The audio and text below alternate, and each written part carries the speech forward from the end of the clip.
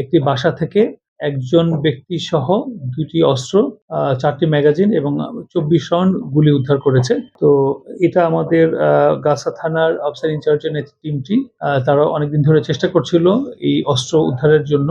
তো আমরা রাতে আমরা খবর সংবাদ পাই অস্ত্রের ব্যাপারে। তো এখানে স্থানীয় জনগণের সহযোগিতায়, তাদের উপস্থিতিতে আমরা একটা প্রপার জব্দ তালিকা করে এই অস্ত্র উদ্ধার সমাপ্ত করি। আপনারা জানেন যে ব্যক্তি আটক হয়েছে, এই ব্যক্তি ইতিপূর্বে ২টো মামলার আসামি আমরা এখন পর্যন্ত জানতে পেরেছি। একটা হলো ঢাকা মেট্রোপলিটন পুলিশের হাতিরঝিল থানার মামলা, একটা মাদকের মামলা এবং তার বিরুদ্ধে রয়েছে। এছাড়া ঢাকা মেট্রোপলিটন পুলিশের শাহজাহানপুর থানার একটি অস্ত্র আইনে একটি মামলা রয়েছে। আমরা আপাতত এই ২টো মামলা সম্পর্কে তার তথ্য পেয়েছি।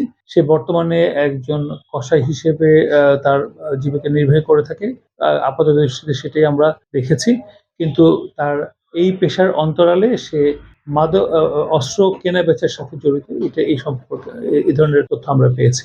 আমরা এই ঘটনার প্রেক্ষিতে একটি মামলা রুজু হয়েছে অস্ত্র আইনে। এই মামলায় তাকে আজকে 30 ডিসেম্বর তাকে বিজ্ঞ কোর্টে প্রেরণ করা হবে। আমরা এই মামলা রুজুর পরে এই তদন্ত অংশ হিসেবে আমরা তাকে রিমান্ডের আবেদন করা হবে। আমরা মনে করি যে এই ব্যক্তিকে পুলিশ জিজ্ঞাসাবাদের সুযোগ পাওয়া গেলে আমরা ব্যাপক জিজ্ঞাসাবাদের মাধ্যমে তার কাছ থেকে আরো এই অস্ত্রের সাথে কারা জড়িত, কোথা থেকে এটা এসেছে, কোথায় গন্তব্য, এই বিষয়গুলো আমরা আরো পরিষ্কারভাবে বের করতে সক্ষম হবো আমরা মনে করি।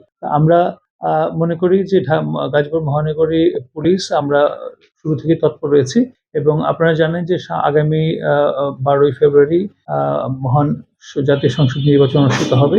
এই নির্বাচনকে সুষ্ঠুভাবে সম্পন্ন করার লক্ষ্যে আমরা অবৈধ অস্ত্র উদ্ধার কার্যক্রম জোরদার করেছি এবং আমরা আশা করছি আরো অন্যান্য থানায়, আমার গাজীপুর মেট্রোর ক্রাইম ডিভিশন দক্ষিণের অধীনে যে থানাগুলো রয়েছে, এই থানাগুলোতে আরো অভিযান আমরা বেগবান করতে পারবো এবং আরো কিছু উদ্ধার করতে পারবো, আমরা আশা প্রকাশ করছি। অস্ত্রের গায়ে আমরা যেটা দেখেছি যে মেড ইন ইউএসএ লেখা আছে। এটা আপাতত এটা বিদেশি বলে মনে হচ্ছে। তারপরে এটা আমরা পরীক্ষা জন্য পাঠাবো। পরীক্ষার জন্য পাঠানো সিআইডিতে এটা পরীক্ষা করার জন্য পাঠানোর একটা সুযোগ রয়েছে। আমরা পরীক্ষা শেষ করে এটা অ্যাকুরেট আমরা বলতে পারবো। আপাতত এটা মেড ইন ইউএসএ লেখা আছে, এটা আমরা বিদেশি হিসেবে আমরা বলতে পারি।